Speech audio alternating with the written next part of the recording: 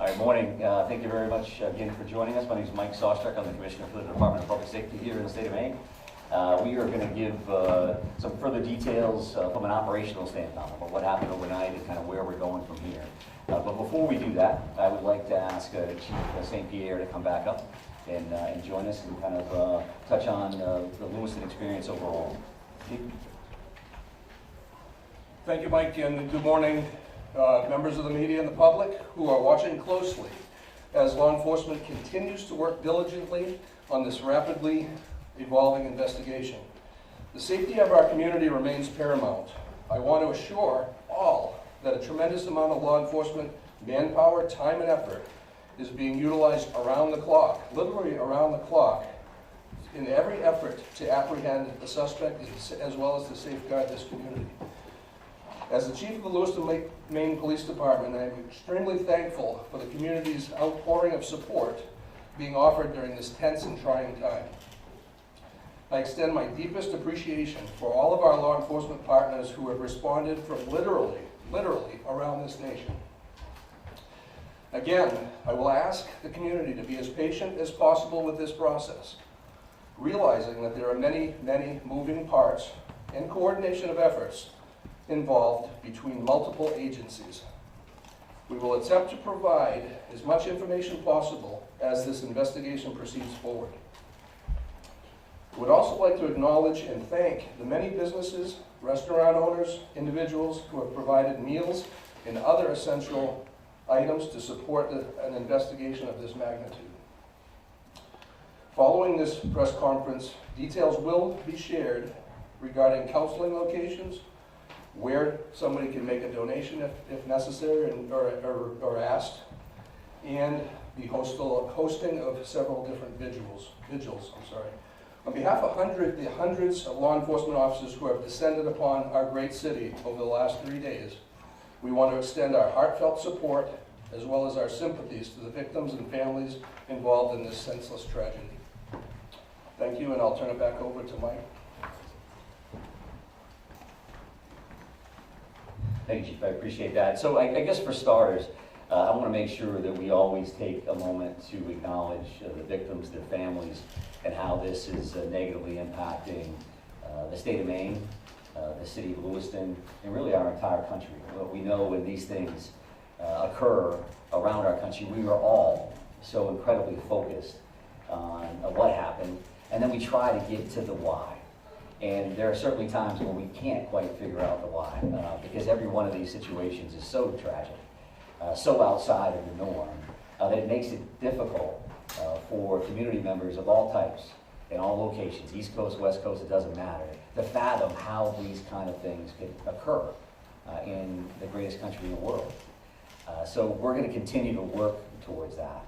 And as a piece of this, I wanted to come in and really speak to the partnership that we are committed to have with you.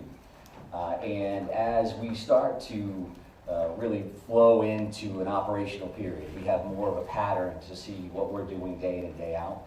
I'm going to commit to you to have a morning briefing every day at 10 o'clock right here in this location. As you can imagine, some of those briefings may be longer than others, but I want you to know that you're going to see us in the morning. And we're going to go over what happened overnight, and we're going to kind of talk about what the plan of the day is. And I'll speak to that plan of the day here in just a second. I would also say that we will certainly be considering afternoon briefings as well. If something new came up or something that we believe would be helpful for you to know and the communities to know, then we'll get back to you. Either way, you will receive a communication from our PIO, Shannon Moss, either saying we're going to have a briefing or we're not, so that you kind of have some idea what your day and your afternoon is going to look like as well. So I would also say that these daily briefings, as you can imagine, will be more operational in nature, that our families, our communities, our loved ones are always going to be in the forefront of our mind and certainly in our hearts. But we do want to talk to you about this is what we're going to do, this is what we did, because I know that's incredibly important to you. And then you're going to share that appropriately with your viewers, with your readers, and that's going to help everybody start that healing process as well. I know that information is power, You also know that there's going to be times that I won't be able to give you all the information that you need, or certainly that you want. And that won't be done because we're just not going to tell them. That's going to be done because from an operational standpoint or a tactical standpoint, there are safety concerns that I have for our first responders and that we all have for our community members. So please keep that in mind. I will go back to like a Q&A kind of a period. We want to allow that opportunity, and we're going to try to do the best we can. But if in my mind the math starts leading to, well, I'm going to get asked 10 questions and I can't answer 9 of them, then maybe that's counterproductive to a certain extent. So we're going to try to front load as much information as we can, again, with these particular sessions. So that is kind of the plan moving forward. And to speak to today's briefing in particular, I would tell you that the overnight hours, and we are on 24/7, and we will be, until the suspect in this case, again, is brought to justice. So overnight, our officers, our investigators, and that's investigating, when I say our, I'm talking about local, county, state, federal, all of our partners, been continuing to work 530 plus tips and leads that have come in from the general public, from a number of communities, a number of different relationships. And as you can imagine, those vary greatly, depending on that individual's knowledge of what happens and what they want us to do about that. So we're continuing to check those things off the list as we go. We're also continuing to do searches at the 2 primary venues here. The one being Schmenschie's Bar and Grill, and the second being the Spare Time Bowling Alley. I will tell you that it's going to be easy to think, how come, what's taking them so long to work these scenes, right? And because everything we watch gets solved in an hour, and it's all taken care of. But in order for us to do our jobs, to be professional about what we do, be respectful of the victims and the families that we're working with, in the process within which we work, we have to take our time. We're going to be processing every square inch of these facilities. Not only do you have the victims in question, but every one of those rounds that got fired need to be investigated. Every one of those cartridges that lays on the ground needs to be collected. The vehicles that are in those parking lots, everything that we do around this, we need to be careful, we need to be professional, and that's what we're committed to do. So I would expect that we're still days away from completing those particular investigations, those particular crime scenes. So you'll continue to see us at those locations without question. And because of that, there are also affidavits, and affidavits are essentially the first step in a search warrant or an arrest warrant or whatever that looks like. So we're continuing to draft affidavits, ultimately for search warrants around any kind of digital media that we're hoping to attain or investigate. That could be phones, that could be computers, that could be video from any location. So our officers, our investigators continue to work on that material. And so that's a lot of that stuff overnight, as well as using that 3 o'clock, that 4 o'clock in the morning, using that time frame to kind of plan out what the next day is going to look like. So we're trying to get some people rotated through for operational periods. We're going to get them some rest. Now let's plan what the next day is going to look like. We have a morning briefing, which kind of kicks off and says, this is what's going to happen. We need a team to go do this. We need a team to go do that. This is who our team leads are. This is the process. And then we let those folks loose to go do the good work. And we're going to try to share some of that information with you.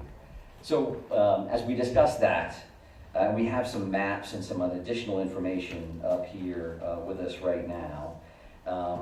I will talk about a couple of these locations here to the best of my ability. Obviously, there's a lot of us here, and this isn't ideal as far as these maps go. But if you look at this boat launch overview as an example, this dot here is that Lisbon boat launch area that we've discussed. That's where the suspect's vehicle was located ultimately, that white Subaru station wagon. And I will also say that we'll have these 3 primary maps, but this QR code here, and whether you can get it from your seats or come up after the fact, will give the digital version of those so you have those readily available. You certainly understand how all of that works. So we talk about that boat launch area, and that particular location is 501 Lisbon Street. Pejebscott Landing is at this location. I believe we have some some of our friends from the media that are out in that area now. And what will happen in this general location today is that we will be putting divers in the water along that Androscoggin River, which you see here. And that's going to look like a couple of different things. So the very first thing that you're going to see out there is you're going to see some air resources that will fly over this particular area. And they're looking to see what can we clear from the air. Do I have to put divers in that particular area, or can I tell from the top, based on the current and how muddy the water is and all those other things, can I see to the very bottom here? So that's going to start this entire process. Then there's going to be some screening and some divers that are actually in the water that may start on this side by the boat launch and will continue on this side. I would envision at some point that we'll be moving over to these particular locations here for ground searches as well. So that's gonna look like a bunch of different things. So they could be dragging a diver behind them, literally, while that diver is checking for evidence, checking for potential bodies. And I would also say that while this is gonna look like a major focus today with a lot of people, we have a lot of other irons in the fire. So I'm not saying that the suspect, we know the suspect is in the water and this is what we're doing. What I'm telling you is you're gonna see a lot of activity here, and I'm gonna tell you that in advance. We've got nothing to hide in that regard at all. So then you're gonna have some sonar as well that's gonna be utilized here, and that can look like a couple of different things. A remote operating vehicle, an ROV, is divers could use that, and that will look like a pod under the water, and that is looking for sonar. So picking up shadows, if you will. What does that look like? Could be a log, could be anything under there. And our divers, that dive team, and that, when I say, again, our divers, that's gonna be teams from all over the place. Our Maine Warden Service is heavily involved in this. We work with them all the time. The Maine State Police dive team will be in the water and will be leading this initiative. So that's what we'll see here with a couple of different kinds of sonar. And then along the shoreline, you're gonna see a line search, if you will. That means literally officers on line as they're working that shoreline. And of course, they're looking for evidence. They're looking for anything that may help them down the road. Now, I say you'll see this because for us, we want to make sure that we're working with you. So there is a church parking lot across the road here. And there's also some parking available on this side of the road. Mark Laddie, who is the PIO for the Maine Warden Service, and some officers will be in this area to assist. So if you decide that you want to go to that location to pick up video and see what they're up to, then I think there's some parking opportunities here. This 196 can be busy. This area here happens to be pretty low speed. At least that's what the speed limit is.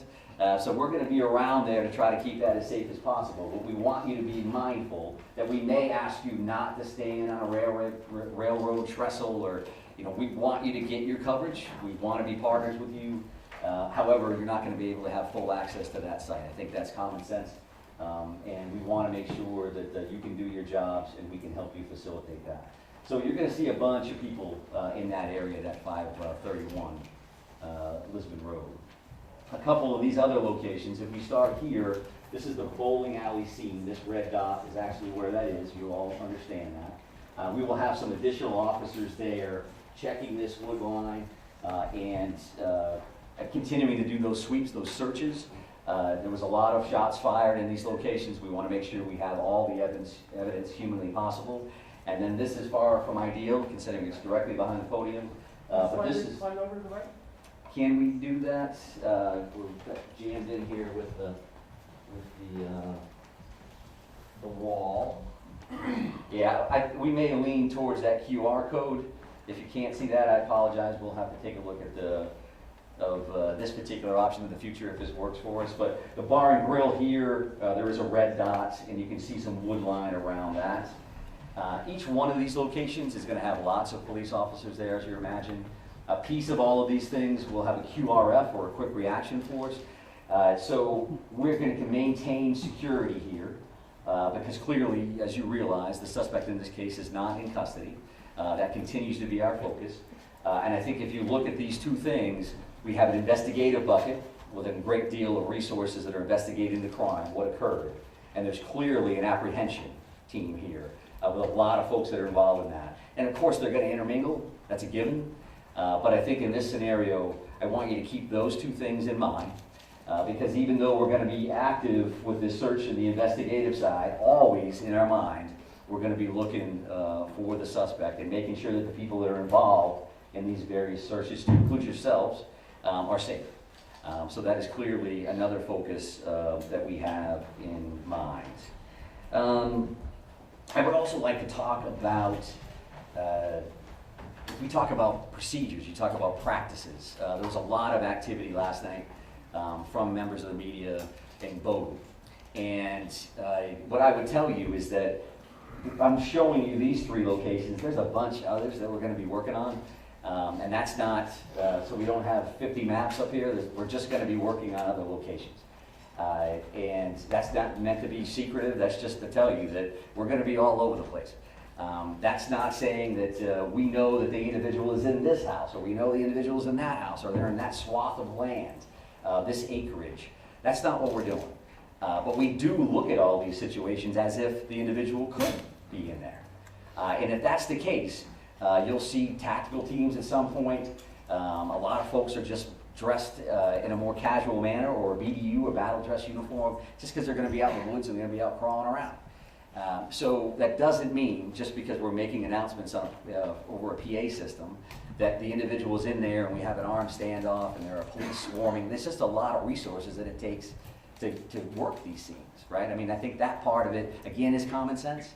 And we want to be as forthright as we can around that as well. We won't be able to say every time we're hitting a location, hey, we're going to be at this spot, and because it's just not practical, and it's not safe for a lot of folks. So if you hear announcements in PA systems, as an example, a piece of that is us just giving notification that yes, in fact, we are the police. We are going to be knocking on this door. We would like you to come out if you're in there. Some of that is case law oriented. Some of that is best practice. And some of that's just standard operating procedures from our end. So keep that in mind. If you have a question, you can certainly reach out to Shannon Moss, many of you have, and if we can answer it, we will. It may not be immediate, but we're going to do the best we can to do that. And I think we'll be better at that, again, as we kind of get into this flow. Now we know what we're working with. It's starting to settle in as much as a tragedy like this can. And again, we want to be good partners with you across the board. Let me just take a look and make sure I've covered everything that I wanted to cover. I would also say that this is a big deal here, this particular link, and Shannon will be sending that out through her media list. So this is a digital tip line. And what a digital tip line would mean is anybody, yourselves included for whatever reason, if you've got a photo, if you've got a video of what happened, or something that you think is evidentiary in nature, you think that it would be valuable for us to have, you can upload that information through that link. And that link stems from best practice in other communities where tragedies like this have occurred. That a lot of people have a lot of information. Where does it go? Maybe this is the key. I don't think they know that. Or they probably do know that. 75 other people sent it to them. Send us to us anyway. And we want to see that information, so that's pictures, that's video, that's any of that kind of material to that particular link. And again, the QR code is something that we already talked about from a mapping perspective. I would say that our ongoing victim services efforts, that is something that we're working with victims' families, the community as a whole, and we are working with families that have currently been notified. We're continuing to identify victims in this case, and as those occur, additional resources will be available to the general community. I would say, again, as a little bit of a reminder, some searches you may see, well, why does that search have an armored vehicle involved, and then they're walking along a river, shoulder to shoulder. Some of those are going to be tactical ground searches versus just the kind of standard line search or grid search. The Maine Warden Service do this stuff all the time. They're incredible, searching for people, and incredibly valuable for us as it kind of expands out to evidence in many of these circumstances. We do clearly continue to have air assets, whether that's helicopters or planes, just because they're involved, again, as we mentioned here, right, that's going to be an overview. They're just flying over that site. They may be hovered someplace else. Is that because we found the suspect? That's not a guarantee that that's the case at all. I would also tell you probably new information. Initially, that first night, we had 70-ish or so witnesses. The FBI has been incredibly helpful with things that may sound as simple as you've got to transcribe 70-plus witness statements. They're bringing a lot of resources to play, and so we're continuing to do a lot of that work behind the scenes as well. I think that the shelter-in-place order, right, that's currently in place for Lewiston, Auburn, Lisbon, and Bowdoin.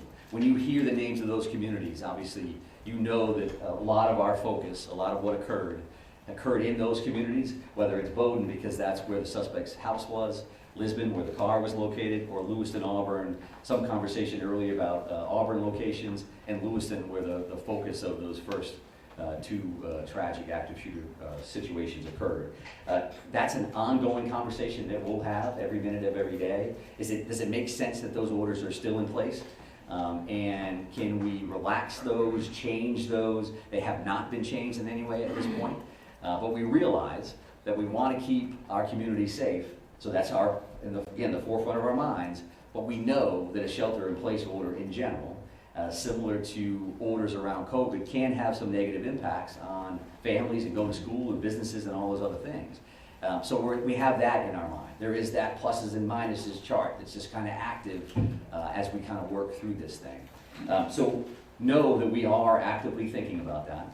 And truth be told, working with, specifically right here in Lewiston, working with our officials, working with Chief St. Pierre, working with the mayor and others, having conversations about what does that mean, and what is that going to look like this afternoon, tomorrow, and moving forward.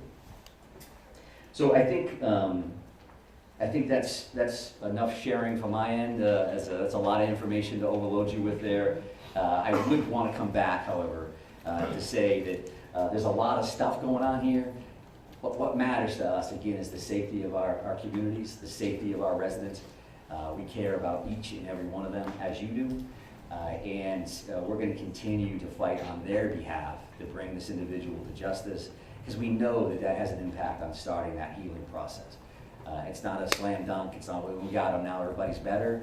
This is going to take a while, right? It's going to take a while for communities to work through. It's going to take forever for families to work through. You lose somebody that you love.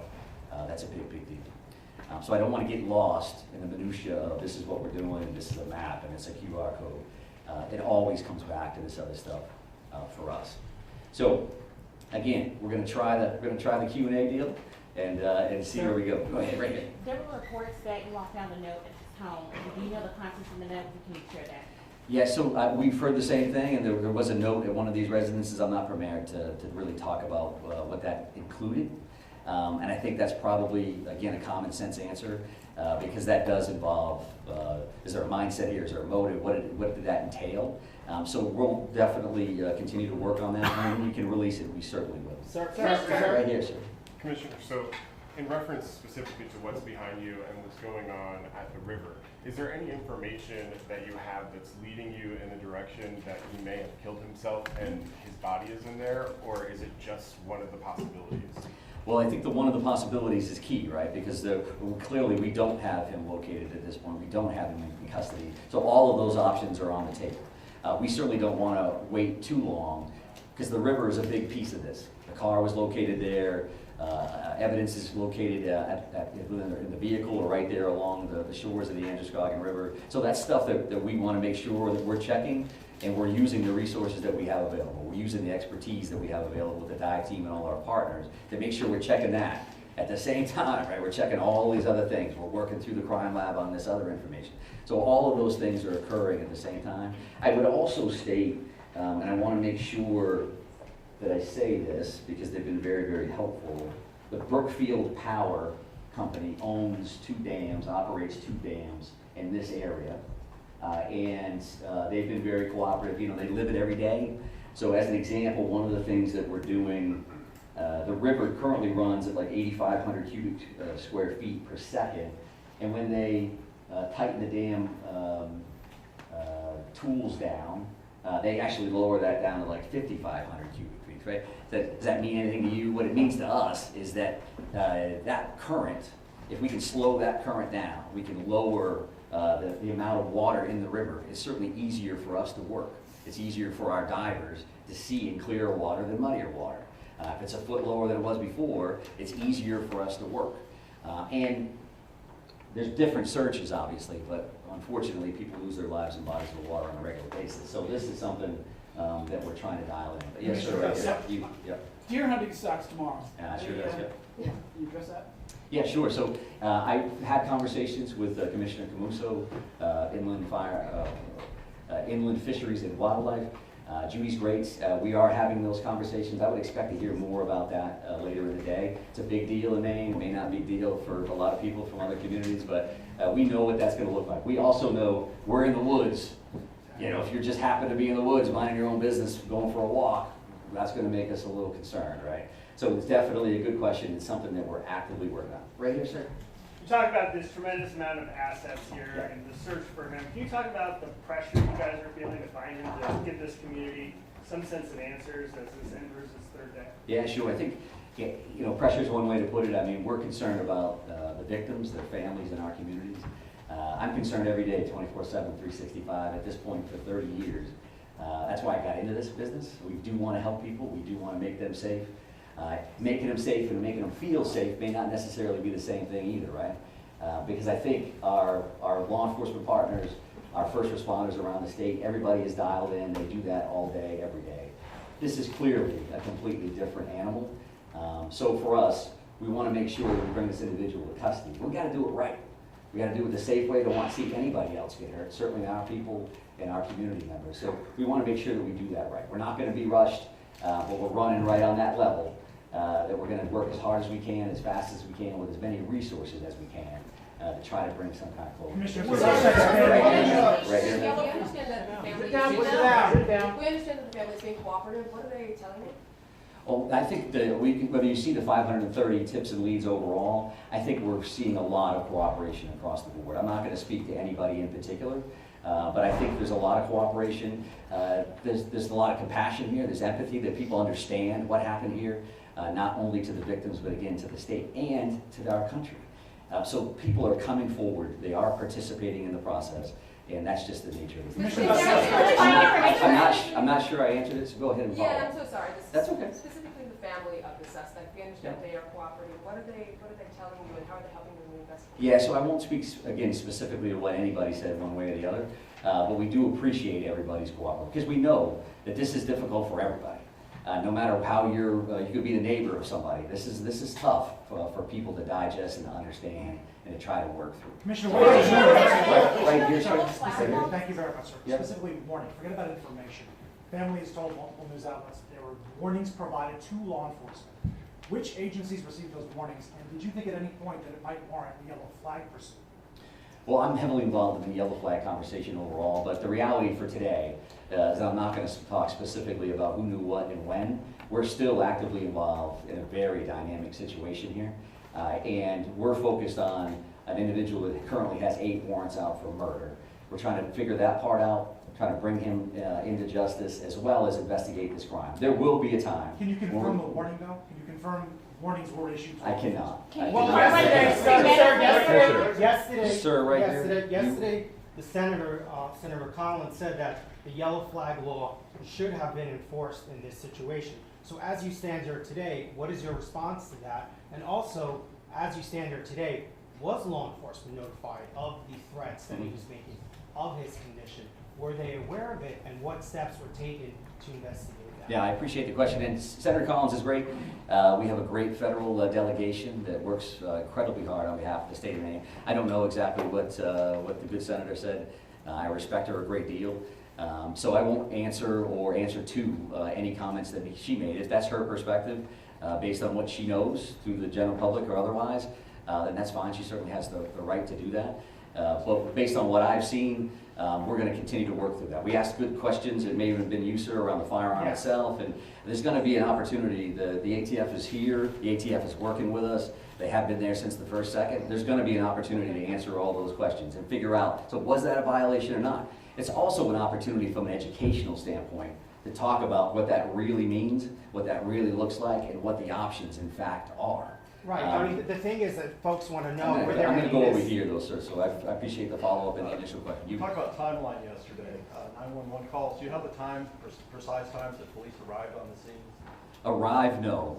So it was 6:56 for the initial call, and then 7:08 for the second call. Multiple calls for each location. And so that's what I don't know exactly when they arrived, other than to say these calls in any scenario are a priority, to say the least. So everybody's going, and they're going as fast as humanly possible. Can you So that's confirm the, that that's you've the, I'm not done Can you answering the confirm first that you've question. So- identified 16 So, bodies, is sir? that enough, sir? Does that make sense on that? I will take a look at Yeah, the arrival time so that we have that information, and we may be able to provide If that. we can get a further timeline, I that would would be say very this, helpful. okay? The way It would this be is gonna helpful. work, just so we're all clear, the way this is gonna work is if we have a Q&A and you ask me questions and I attempt to answer them, as soon as we start yelling over each other, I'm done. Just so we're That's clear. fine. And we don't wanna do that. We're trying to be as cooperative as we can across the board. But we'll be back another time, and we're just trying to figure that out. Yes, sir, right here. Thank you. We're coming up on 48 hours. Are you concerned the trail is growing cold? I think that every minute that this goes on, we're more and more concerned, because what's the next thing that's gonna happen? And we understand that, and that's why we're working 24/7, to bring this individual to justice and to try to bring some closure and overall safety to our communities. So yes, we feel that just as much as the community member does or anybody else. This is a privilege, this is an honor we have to do something about these tragedies when they occur. In many instances, I've been in those scenarios, this happens out of state, you're sitting on your couch wishing you could do something to help. Well, we're in a position to do something to help, and we will. There's no question in my mind that we will bring this individual into custody one way or the other. I'm going to take one more question from you, sir, and then we're going to be done. Can you confirm that you've identified 16 out of the 18 bodies? And if so, can you confirm the demographics, please? Yeah, and I think that that may be a question, the specifics may be a question for a future briefing. We have identified and notified the families of 8 of the 18 fatalities that were involved in this incident. We mentioned those 8 murder warrants, and the reason why we have 18 victims, we only have 8 of those warrants. That's because 8 of those people have been identified, and 8 of those people, the families have been notified, which is certainly key for us to make sure we get that right. But further demographics around that, the colonel gave gender yesterday, and we'll take a look at ages and some other information. I'd like to be able to. The 16 number is inaccurate? So I'd like to be able to honor the group of victims by talking about them in a specific session that I would view coming shortly. 8 of the 18 have been identified and notified, not 16, and I don't know where that came from. So thank you very much. I do appreciate it. We will see you again along the way. Thank you. Robert Hart in Maine. Hold still, everyone. Come on, hold.